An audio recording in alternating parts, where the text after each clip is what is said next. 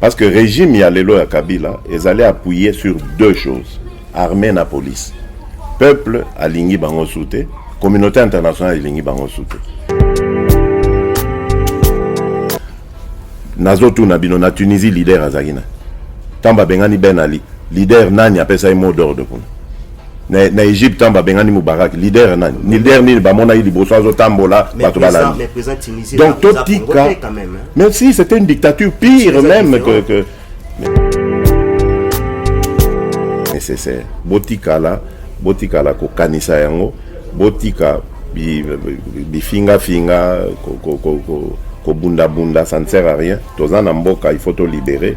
Tout se concentrer dans libérer mboka na biso.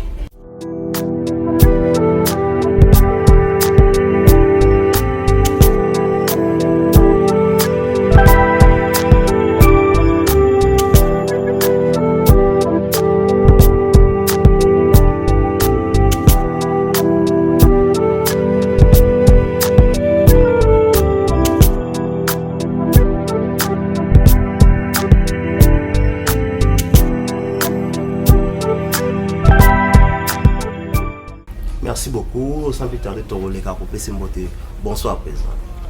Bonsoir, Ndeko Don. Ça va? Oui, ça va. Santé bien, papa? Ça va, Kitoko. Ok. Toleki mbala moko ya kotuna yo bandeko ebele penza bani ba visite na yo awa raison na ngezaki pona ni. Merci beaucoup. D'abord, Nangina s'excuser pour na bandeko nabiso, ba Congolais, ou la communauté congolaise, nyonso. Normalement, ils prévu penasa la conférence, mais temps et monanité. Donc, il est l'eau awa, nazaki kaka na ba réunion. Donc, na sengi bolimbisi, yango na sengaki bandeko na biso bino, bandeko na biso ya bapanzisango, bozala quand même, na kokarosa la moi message pour la communauté na biso. Donc, nayaki évidemment pour na cadre Moussa Nangai, où Sengeli Kosalaka ba contact pour la cause ya mboka na biso. Bandeko na biso ba représentaka biso awa, bazwaki ba contact moko nako benga intéressant. Oui, memaki biso na bisika ebele awa, comme on a ba personnalité ebele. Nyonso anaka na cadre ya ko faire avancer bitumba na biso to komisango na victoire na biso peuple aza kozela, c'est-à-dire to que na ba élection ezali crédible ou ekoki komema changement na mboka na biso. Voilà tina ya présence na ngai. Mais tout le monde va contacter yango awa ba benga kuna ba benga o mata o kita kolala na tongo, est-ce que nyonso esili ou bien ané? Bon, esili pour le moment. Na rozonga lisusu na rozonga semaine prochaine pour na mi balé misato, mais na roumela te na ke wana na zongi Kinshasa. Parce que boyebi que le 19 décembre, toza sous na marche mususu, il y a sommation, to benga en marche à sommation, c'est-à-dire il y a avertissement, il y a souka pour na koyebisa bato baza lelo na pouvoir o baza konyoko la ba congolais que congolais kondima yango indéfiniment te tango ekoki ba comprendre que esengeli ba kende batika Congo na ba congolais ba continuer ko évoluer na ndenge ya bien parce que tolingi mboka ana epesa quand même ba avantage o ezopesa ba paya epesa kango quand même pe ba congolais ba sepela na mboka na bango congolais kozala moumbu na mboka na été tant que loko wana kozala ndenge wana biso to combattre biso to kanisa ko lexa timing a na poto que zo le 19 te le kwa yo mo lo bien ozali vraiment leader aux sur place sur terrain donc tout se fait la réponse voilà mais toleki na oya suka poto pesa ndeko na biso Johnson Kento Maloba et ba congolais baza déçu on a passage na yo awa balobi normalement ali présent rassemblement mais on dirait oponi kaka bato moke ya komona na bango mais bon balinga ki penza tozwa sale ya monene po ba mona leader na bango balinga ka mingi mais opesi bango temps wana te. Il y a un sengi bolimbisi et ça ce n'est que une occasion rendez-vous moko manqué donc tokoi ko inanate pour un rendez-vous manqué na kozonga lisusu na kozwa temps mais nasi sana musala oyo eza na mboka il faut to libérer mboka na donc nazopesa mingi priorité na mboka na et parmi ba armes tozali kozwa pour na combattre dictature il y a la diplomatie. diplomatie na peuple biso tozo s'appuyer na ba arme na mibale diplomatie na peuple donc diplomatie ezo senga mosala ebele concentration ebele ba contact ebele yango nde ezangisi ngai occasion ya kokutana na ba compatriotes na biso mais il y a pas de problème tokomona kaka. Merci président na 45 minutes Johnson Keto. Merci de Godon motuna ngali boso na rotuna na président Fachi lelo ba marche c'est bien bon ba marche salamaka mais bana mboka ba lobi boye marche yangonde eko libérer mboka pour la marche de tout le monde dernièrement yo moko bakangeli yo ndako balingo bimate population bimité est-ce que avec la dictature au lobi nous avons accusé toujours na ba marche nde bako kima mbangu na ma marche nde bako longwa pour balobi yango balobi vraiment toko excuser biso totanga kombo fait kondo papa na biso o atika biso et tout malaye pezala ki na ba marche mais résultat nango tout le monde n'est sukaki. Alors yozolo ba les 19 avertissement. Tout est peu aux alama kama ba carton rouge. Et ça la makité. Est-ce que na marche ndé to libérer mboka? Motuna liboso ya mwana. Yami balé na rozonga lisusu. Yami balé avec élection. Est-ce que bino ba leader politique au bozali na katamboka? Bozali kondima kina élection bokolongola Joseph Kabila na place aussi longtemps que bâtir machine à voter ou ezanango facilement manipulable. Ce sont mes deux questions pour la bande déjà. Merci Ndeko Johnson.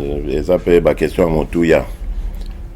Nangina tuna na Tunisie na Égypte et logoni elongo lisa ba dictateur. Est-ce que bazwaka peuple les oka mandoki? Non. Yaki kaka ba marche wana lelo lobby kuna suka nango eko pesa résultat. Le problème est wana est-ce que il faut totuna na biso ba congolais est-ce que tokenda penda tina suka ya combat pacifique. Na combat pacifique wana il y a beaucoup de choses oyo to ignoraka.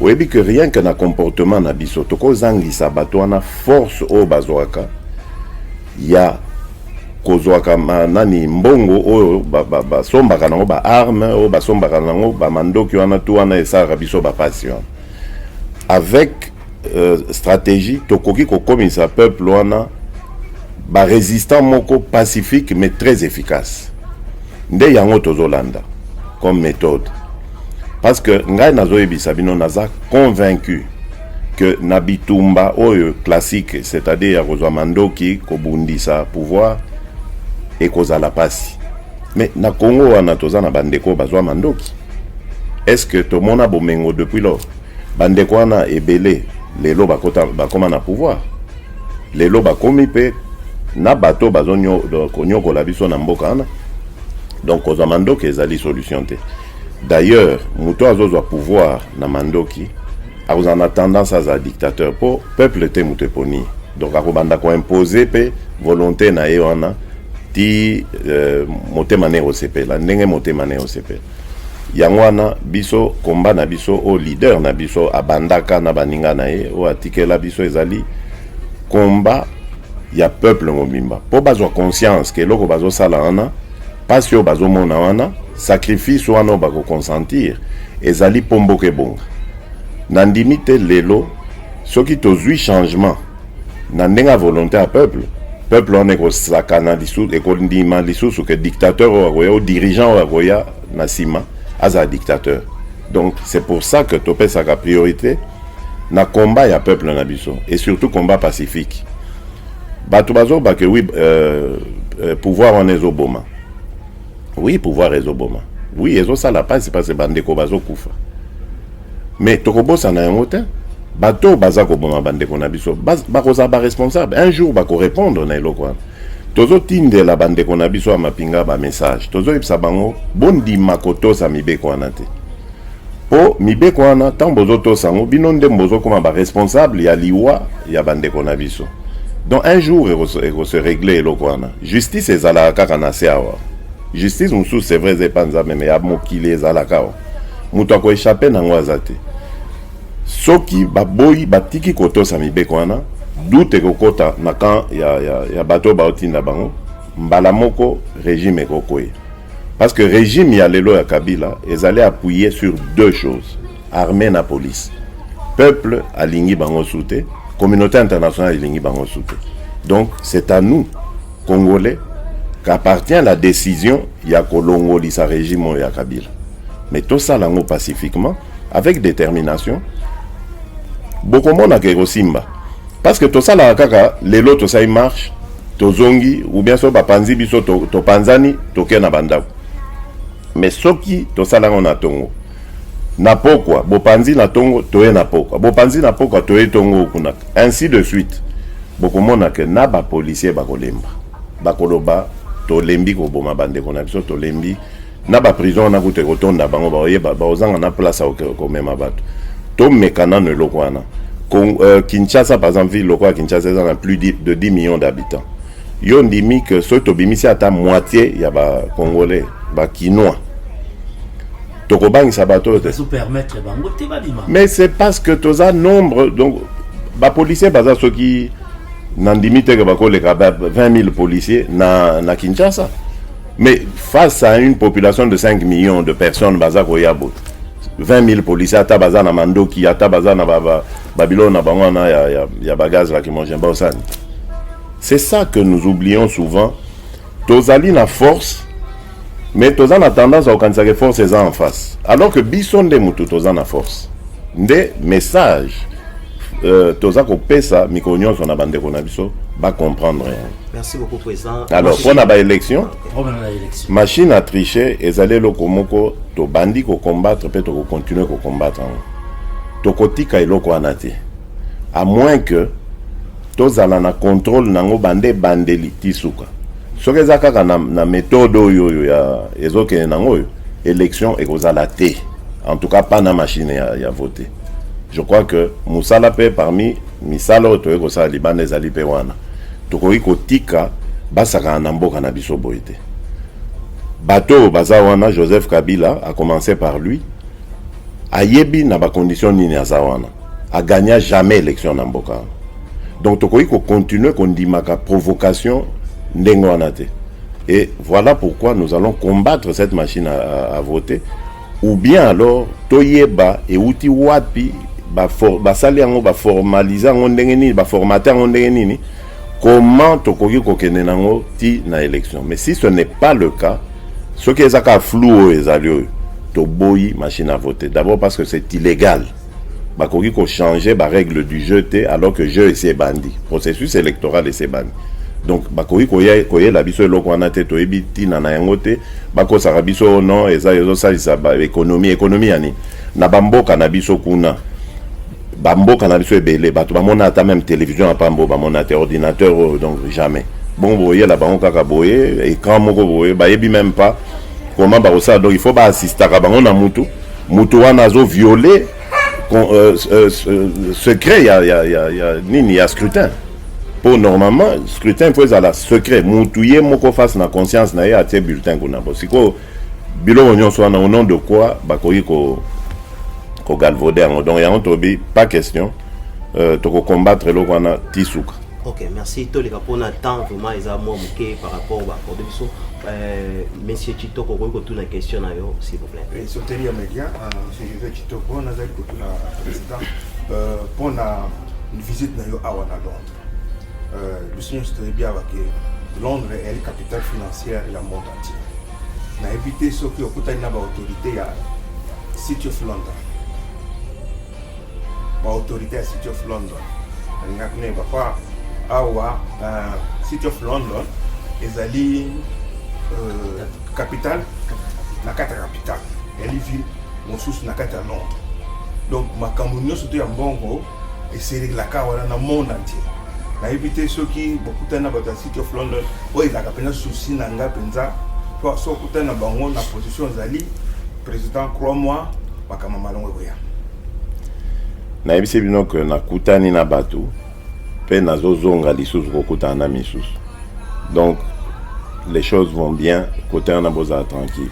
Naza responsable, je n'ai pas le droit, il y a Kolobaka, sauf ceux qui évidemment ils ont médiatisé, on a broyé Babino Moko, mais eux ils ont qui, bah contact Moko ils ont médiatisé.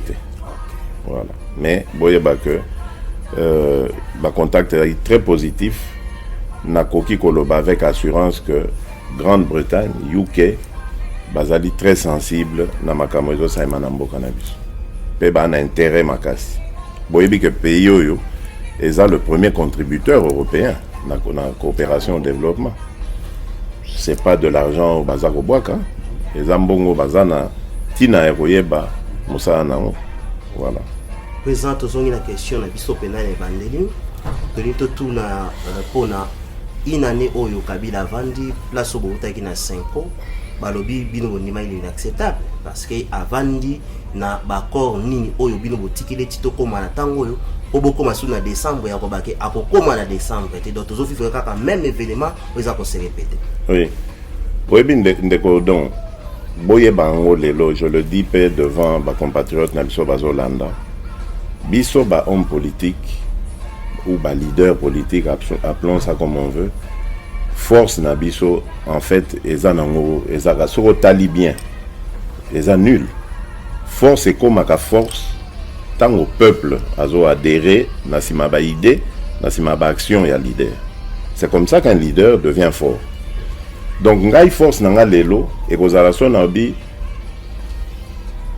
bato ba bimananzela to sala boto bloqué to sa boy bato batosi ba ombona ah Félix Azamakasi aza leader. En 2016, Tosalaki, le 19 septembre, carton jaune.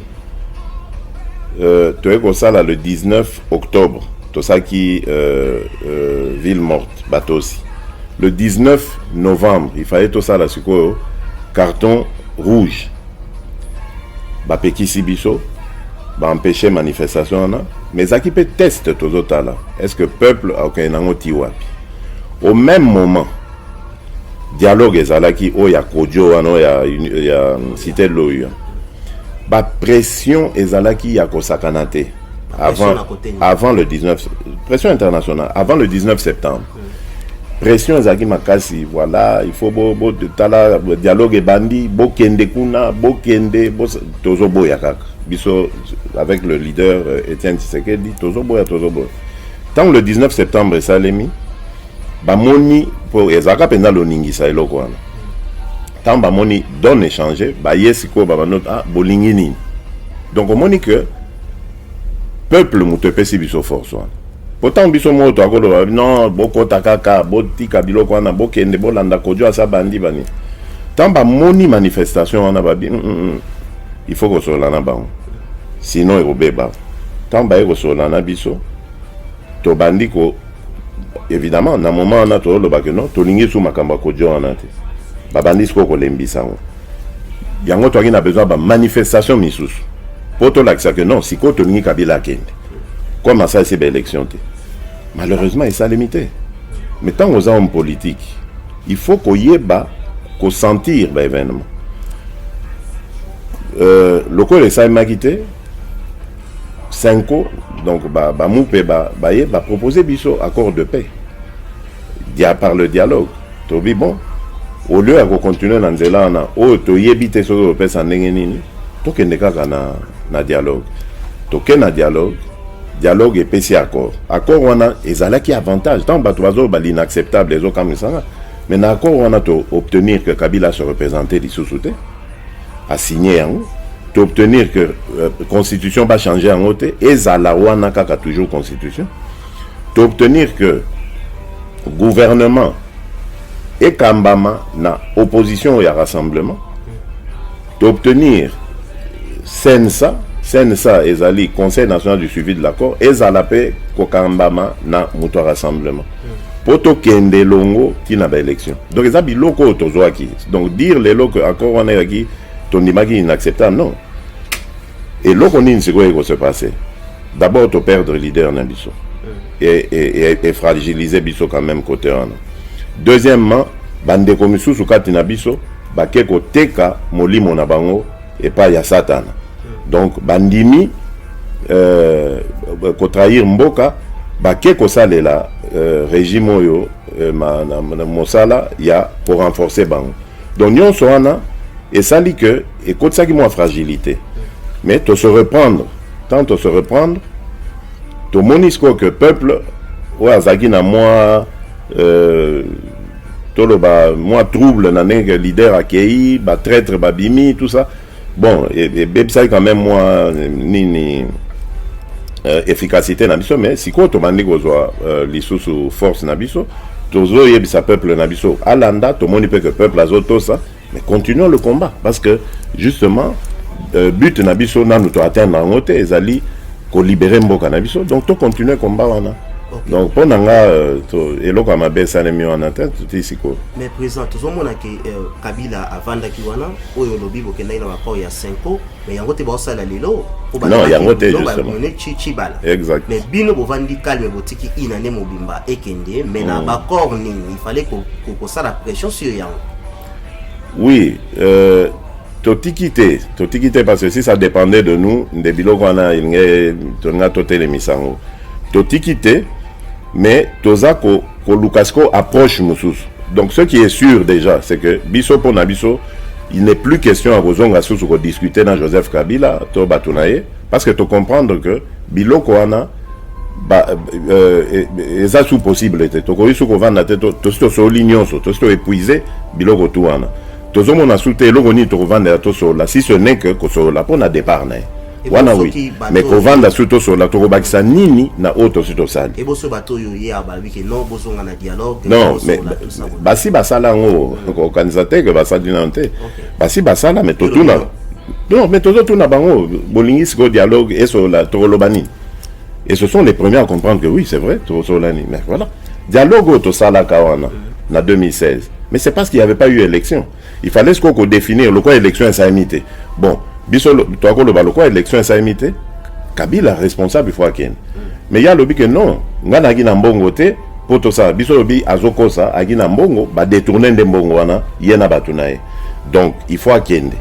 Mais comme tozui soutien penza populaire oyo esengela kité po to affirmer sur la table que bon to ebisi bino il faut akende, sinon peuple na biso ekobengana tondimi négociation. Donc eza on va dire et un choix, donc on a devant deux choix. Au lobby, bon, ou bien on a continué à s'entêter, n'a eu résultat, ou bien n'a luka ko contourner dans une stratégie, n'a eu la résultat, on a eu luka dans une musus. Yango to luka.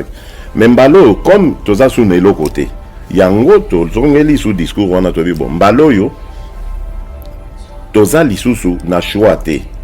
Il n'y a plus ni accord ni constitution que se baser dans mon pour continuer. Donc il faut que le peuple soit la responsabilité. Question dans la souka avant de question que tu as posée.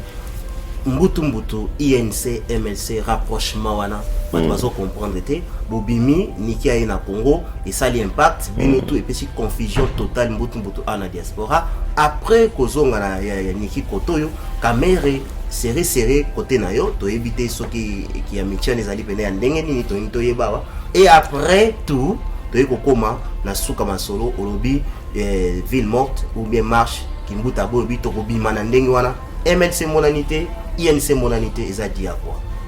Bon, MLC monanité UNC monanité wana eza faute na bangote, ça je témoigne, c'est pas que baboyaki parce que nazui nga nazwa pendant coup de fil 2 ou 3 jours avant le 30 novembre, il y a MLC na kotanga Jacques Lungwana abenga lobi mendeko pourquoi boyebisi bo intéressé biso pe na marche te na bi bon en tout cas limbisa to mesa na ko sa biloko na kaka biso na rassemblement entre nous bon ezai réflexe, mais ce qui bwana mot d'ordre au pesa bo pesa pe ba militant na bino mot d'ordre to kutanga na balabala pour de toutes les façons ça marche et ça na ngote que il fallait que ça soit ba stratégie ndenge nini et ça to bimika to ke to marcher to exprimer ni na biso, donc il y a ça déclaration ya alors likambo yo nazo loba ya obomoni ya unité wana nayoki bandeko ebele oh non caméra te bona boye te bandeko to yeba kosala kamakambu par priorité. Caméra bon aza acteur politique balinga e balinga aza acteur politique aza acteur ya opposition bazala bato bandima bandimate, c'est comme ça qu'on le présente. Aza connu comme muto opposition. Maintenant, boye bagake politique au Tosaka na Congo, ezakana ba implication mibale. Implication interne, c'est-à-dire peuple na biso mutwaza maître ya situation, na implication externe, c'est-à-dire communauté internationale mutwaza maître ya situation. Soko sangisi nyonso mibale ano aligné ngo na nini moko epesi efficacité, c'est bien, c'est positif. Or, biso siko to se retrouva ki na problème moko. Peuple azo bagé non to lingi biloko anate. Mais communauté internationale azo lo banabino mais bino pour opposition bolingi changement be boza diviser. Bozo lo badilo ba mon côté. Siko changement we boya ndengeni. Tozo banga. Soki bozu pouvoir na ba division na bino boko bomamboka boka bolamboka. Donc il fallait to solo là entre biso to comprendre que intérêt il y a pays et l'équipe a intérêt na biso privé particulier. Yango to kutanaki to solo laki la veille il y a boye il y a nani ya Niki Heli to se présenter ensemble avec le même message. Et je peux vous dire que en tout cas prestation en a je l'ai entendu ngamoko na ba américain na ba nani ba pays belé il y a communauté internationale ba lobby l'opposition a marqué un grand point.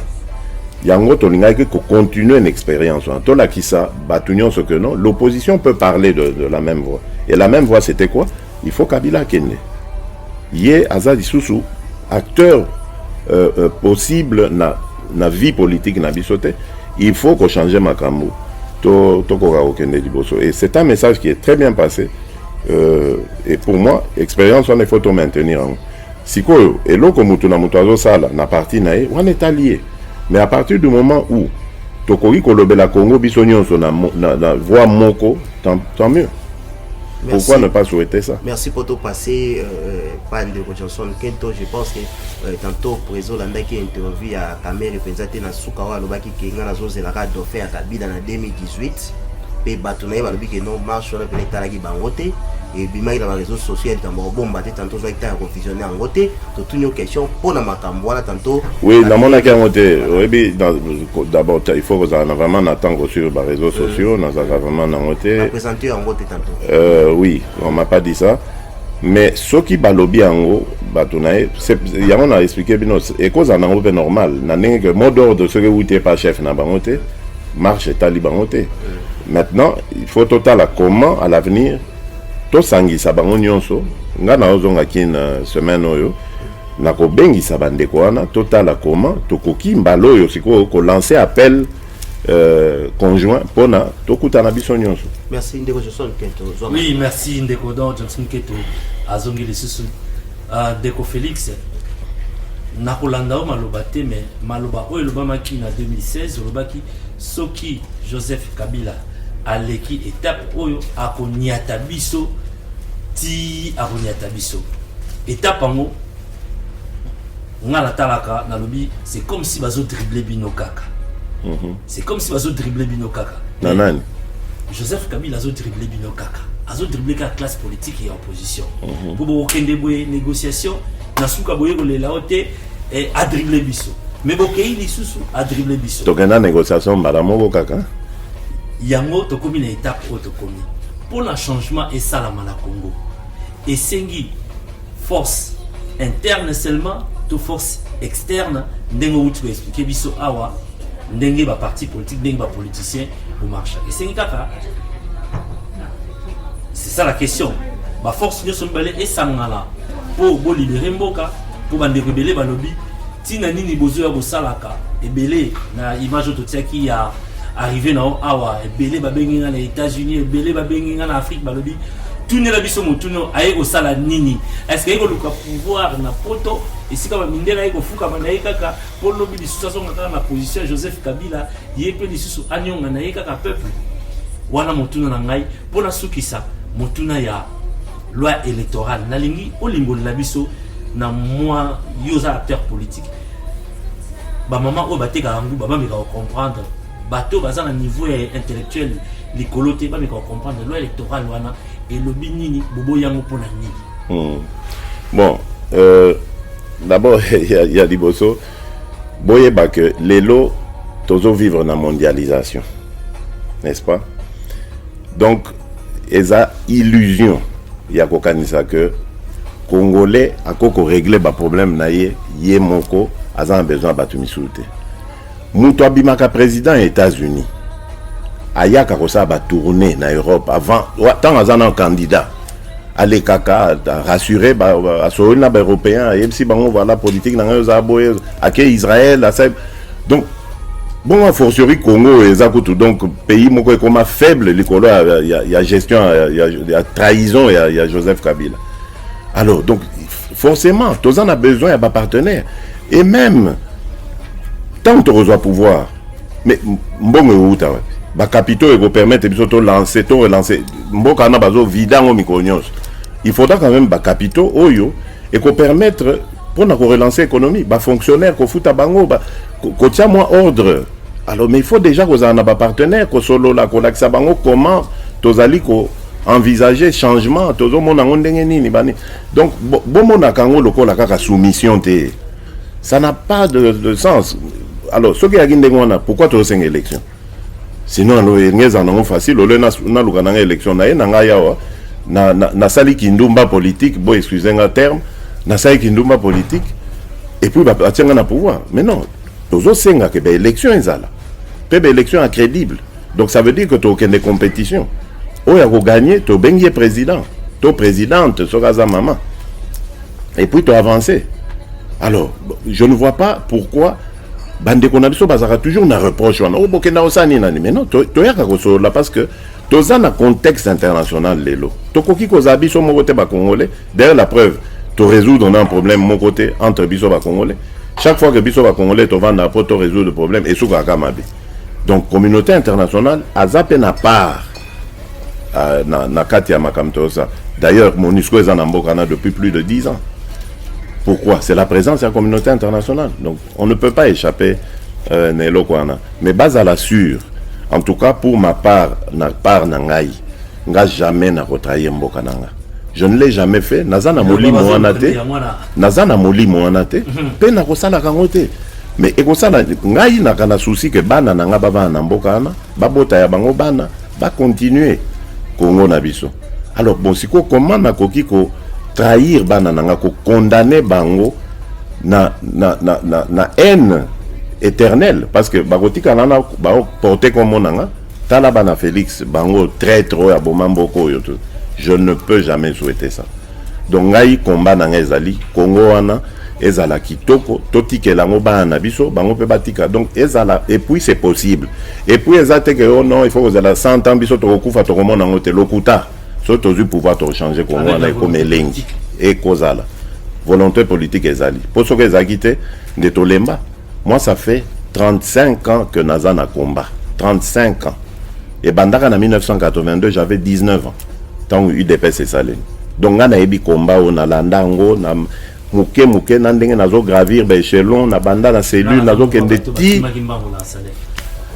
Ah, voilà. Donc aux hommes on a que yeza ba bilembo to anango biloko wana ba sanef bani on connaît biso to banda combat wana au moment où les loyo tozomona ba parti politique bani to banda kango y avait pas ezaki autorisé te obeti li solo UDPS soit au kufi soit bakangi mais tala les loto eza quand même avancé to salango na lutte pacifique to boma motote to beta ça c'est à mon côté pacifiquement to zaka même pas na mbongo kaka foi la détermination.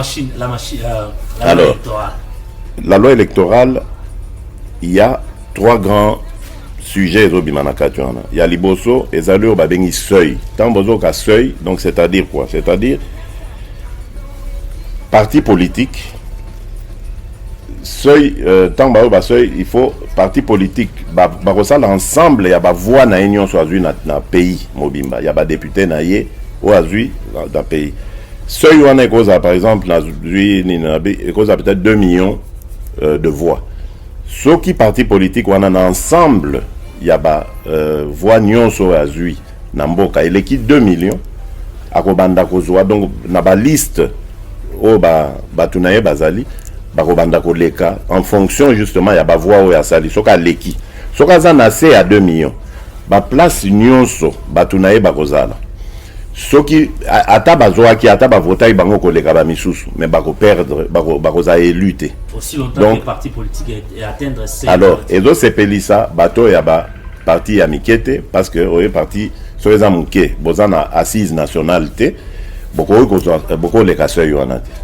Donc yango ozomona bato mosusu bazosagite parce que bakozanga ata ye asali résultat moko bien neti na kino wana na tiangu par exemple bavote, mais à cause de le fait que sur le plan national parti na ye esali seuil et atteindre seuil wana te à perdre de poste na ye au profit ya muto parti na ye eleki. Donc c'est comme ça que ça va se passer les discussions wana. Deuxième nazoya deuxième likambo ezaki na nini wana na loi électorale eza likambo ya machine wana. Mais machine biso to linyangote, ça c'est clair. Machine wana liboso ezaki que ezaki bazo benga carrément machine à voter. Après comme non eza machine à voter te, eza machine eza ko aider ndé ko voter, eza machine non. Biso to linyangote machine wana. Parce que machine wana normalement ezali soki oye au fini. Donc au luki candidat na yo soko au sepe au fini et bimisi vote et bimisi le nini bulletin au tien na katuan mais bakoki ko configurer en de sorte que soko fini mutu tel et puis si voix na mutu mususu ozo comprendre. Donc et puis pour ba maman na biso ba papa na biso ba tanga te o ba na besoin ya kolinga koyeba o ba mona ka bien te ou quoi, il faut muto za pembeni wana amonaka comment akovoter comment akopona comment ça. Donc confidentialité à vote ezate biso tolingi loko etikala traditionnel ndenge ezalaka toujours, d'autant plus que processus électoral et c'est bandi banrôlement bani donc ba changer la règle du jeu na kati ya match que bo changer bo bandasko ko sala nini. Donc ça c'est ezali likambo to lingi soute. Na troisième point o ezali na accord na loi électorale et chapenga muke mais kozonga d'ici la fin. Alors ozaro tout na likambo ya vos relations avec Moïse Katumbi, mais elles sont bonnes. Ndenge nazawa d'ailleurs nazo depuis naye tozo presque chaque jour tozo s'échanger tozo eza ndeko Moïse eza na bandeko misusu ya rassemblement ba relation na biso excellente eza vraiment kitoko bolanda makambo balobaka wana te parce que na yoki buzo bebele toza na problème ata mon côté na ndeko Moïse tozo bundana toujours pour bakoka ozonga na mboka ba ko rejoindre biso. Merci beaucoup. Tokom ko chiter vers la fin de l'émission na biso, mais ngala retourner quelques questions pour to kanga émission na biso. Première question na boy to zonga na IDPS parce que wana Italie papa na biso Kabund parce que yoza présent un rassemblement na boy na memona kati ya iloko wana pour ngala nyata mamba congrès mais non okoki naza muza IDPS to keimba la moko abato mamba congrès babi na ba marche yo moko système bazo beta ezaka système mo ba beta ki papa. C'est-à-dire présence surveillée, ba char et bimi de banda, pe absence ba leader la marche. Ba monanité ba leader nyonso ba na kata rassemblement, ba laki wapi na tango wana kaka yo bimi kututé. Donc banda ba kangela ki yo na butu tina tongo. Balobi même je wana ba ko beta ngo susu lobi kaka fayu ntabimaki na Jean-Marc Kabund yo ko lobani pour là. Attention, il faut quand même rendre justice na ba o bazaki wana. Il y avait Ndeko Martin Fayoulou, Ndeko Jean-Marc Kabund, Ndeko Ewangazalaki, Jean Bertrand. Il y a bakangaki avant bakanga Kabund na Fayoulou. Ndeko Christopher Ngoyazalaki. Il y a tant bakangi baninga atikali si mabazu yete soki na omone de Ngambe, soki mbila na bangaki soki ni na edite. Et puis nani Ndeko Molisho. Oya MSR, oya G7, bazaki na ndeko Christopher. Donc bazalaki. Bon peut-être peut côté wana pona biso na limité. Donc côté mususu na ebité mais je crois que ba leader musu ba bimaki. Mais ngana ngina lo baboy par rapport ya ba marche. Il faut quand même qu'on ça l'attention que tozalaka na remarqué en mingi kati na biso tolingi toza très paternaliste. Donc avant ça et loko il faut papa loba papa non tala les loto zangi papa nous n'avons plus de leader. En fait, au perdre leader Nabiso, Etienne Tshisekedi. Ce qui toi là qui na makanisi na ga le quoi papa zata lobité c'est fini. Donc combat n'y kufa. Il faut tous la mentalité Nabiso, biso ba congolais, tous na esprit que mutoza indispensable azate pour liwe ezala kana moki. Donc biso nyonso toza ba leader. Biso nyonso to na mission ya ko sauver Congo. Peu importe aux anani, mais tiens na mutu non que likambo ba bengi oyo ezali ya ngai. Donc na kosalela ngo comme si nga mutu na bengi sakiam. Il jour to kotiango na mutu bokomo na ko banda ko za na ba attitude le quoi ba tunisien le quoi ba égyptien na ba to nyonso ba libéra mboka na ba. Nazotu na bino na Tunisie leader azakina. Tamba bengani Ben Ali leader nani apesa mot d'ordre pour na Égypte tamba bengani Moubarak leader nani leader ni ba mona ili boso azo tambola bato balani. Donc totika même si c'était une dictature pire même que dictateur Ben Ali a qui déjà plus de 20 ans que na Tunisie. Ben nani Moubarak pire les sous Moubarak y a qui penza donc soutien penza total le quoi bazaki na ba problème il y a sous région qu'on a avec ba Israël bani donc Amérique azako tiens apparemment à qui grand comment on dit allié il y a Amérique mais tant au peuple et boy Amérique premier allié na babino biso tiki on dirait que tozalaka biso moko tozakana na foi na bisote envers makam tozo ça jour toza na foi que bon mboko eza ya ngai mabele eza ba koko na ngai ngai na décidé que lelo à partir à lelo Joseph Kabila c'est fini.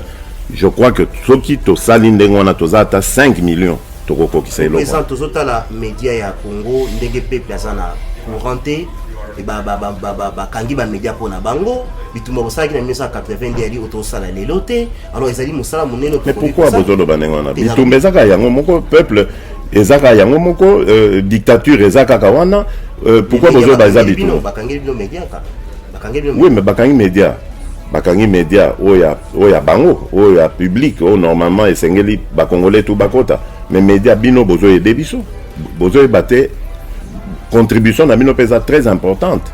Merci beaucoup mais to comme beaucoup. Alors siko bandeko ba kolanda biso bo bango pe ba passer message il faut tous en habitude wana solidarité nde tozangi le jour où congolais penza toza solidaire tozuna nu ba makamu na biso ya pamba oyo to tiena nu pembe to bi bon to libérer mboka je vous le jure to kokokango tant on a lobaka que la peur a changé de camp c'est parce que bazo mona siko que makamu na zo skende na kokokisama yango zo mona bakomo banga moindre regroupement à 5 personnes bako panza bango na violence moko makasi po ba meka ko ya susu ebelete c'est la peur eza ba signe ya bobangi po ngana kenda ba na 2014 na salamo tourné na ke Kasai na ke Katanga na kako na utaki na kenda ba Kivu Goma na Bukavu tout ça na sera problème te au contraire que police yaki wana ezo moko ezo ça escorte ça mais pourquoi no babangi pourquoi va permettre ngate na koma na mona na population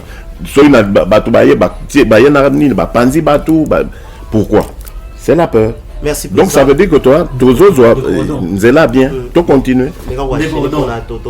Président Tozo clôturer notre chité. Si vous avez donné l'occasion, il y a repris un message fort par rapport à l'événement négatif fin de l'année. Message mini européen ça, na Congo, balanda sikoyo oyo. Nga message ezali ya unité. Nayokaka pasi makasi. Tango na monaka ba congolais bazoka bwana alors loko naza libanda na yebike ba kolanda nga na bandeko na biso ebele pe baza libanda o ya diaspora donc bandeko na biso ya diaspora je préfère qu'on s'adresse na diaspora na 2011 ezalaka très puissante nga na yoka conseiller ya François Hollande na Elisa Zoe Bisanga attitude ya François Hollande na sommet à francophonie na 2012 na Kinshasa ezalaki grâce ya diaspora po bisika nyonso aza okende ba congolais ba rosaka makelele tia atuni mais qu'est-ce qu'il y a ba ebise voilà situation yango akendaka Congo po aloba vraiment position en France position nae et ça c'est grâce à la diaspora mais malheureusement mabe kota makasi na kati ya diaspora tokoma ko sala ba vidéo uniquement pour tobeta na entre biso tobosani que ennemi ya Congo lelo ce n'est pas moninga nanga congolais.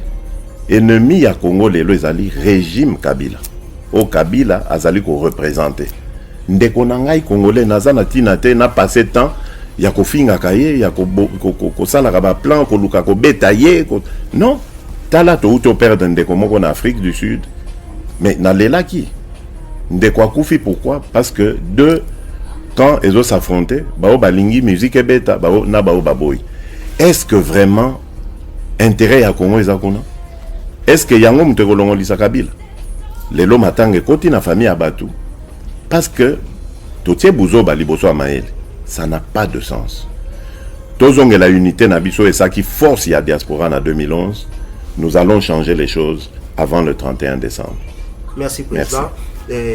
Vraiment question de tout succès mission, mais comme tout ça le système à pyramide, tout continue dans la question sur le photo kanga, na zone na congrès. Système à pyramide. Congrès pyramide renversée, donc congrès à IDPS. Oui. Pour ça la mandenge nini pe mukoloni. Pour ceux qui le Kabila lobaki, bon d'accord, na ndimi na 2011 oyo pression leki na lâché tokende. Sans congrès IDPS. On a raison. On a raison parce que le Congrès, il faut tout ça rapidement pour te perdre de président. Tout ça, c'est un président. Donc il faut Congrès extraordinaire. Et ça, il y a Mokolo Moko. Tu es président. Ensuite, tu continues, il faut Congrès, mais aussi, il ça va structure et ça va ma camion sur Rolanda, qu'on prépare parti pour l'élection. Et que ça, les mains. Parce que on a monaki bande konasima batikali ko présenter secrétaire général a présenté commission au Esengelisko et se pencher dans makamba congrès commission anande et kosa musala koyeba logistique comment to kosala et sikani to kosala lango to organiser ngo pendeni donc bango ba sala bazana un mois ya mission. Je crois que avant un mois et aussi là tant mission na bango aussi là ba ko fixer date wana bon est-ce que tu ressens lango année parce que toi na ba événement boyebi que toi na musale belé ya ko libérer mboka est-ce que tu retiens congrès wana liboso to ressens na musala ko libérer on verra tu redécider na baninga nyonso ce n'est pas à moi de décider ngai ce que je garantis simplement c'est que na na combat wana na congrès wana place nyonso congolais on a besoin na ngai ngana kozala pour na kotia o ya ngai contribution na libération en lutte. Moi, question moi ya pays. Yo pokoza la candidat na katsa masolo wana na linga ngana yiba momo. Bon, il faut causer là, tous les là to revivre. Mais ce qui est vrai c'est que demande des amakasi pour que nous un candidat. Let's wait and see. Merci président pour na interview pesa kibiso to kompena na merci so alors tolingi moi message moke s'il vous plaît na bateau bayaki avant-hier awa. Parce que bazonga qui ne sengomingi na bandaku alors pour mona bango bongo ba groupe eza penda et structuré ba eko mona eko bosola pour moi tous masolo na kati za la kité ko ya masolo moko wiklo ba mpe bazonga ki na ba micro ya Voice of Congo ya papa na biso soter ya media pe ya Top Africa magazine ba sepela ki me ba liba yo ka pe na retour sentiment na ezala ki nini. Mais esengo mais ça fait toujours plaisir ya kotala que bato bazo zoyo na importance bazo na remercier bango d'abord mingi pour na honneur au basalinga et puis na sengi bango basala la kama kamoto yokanaki toujours mobilisé toujours ko privilégier unité nde epesaka donc condition à liboso ya force ezali unité so boza diviser bokanisa même pas ko gagner combat unité même na lilobanzambe et lobama et yebisa baba yebisa bisongo unité ezali très nécessaire botikala ko kanisa yango botika bifinga ko bunda ça ne sert à rien tozana mboka il faut to libérer to se concentrer na ko libérer mboka na biso.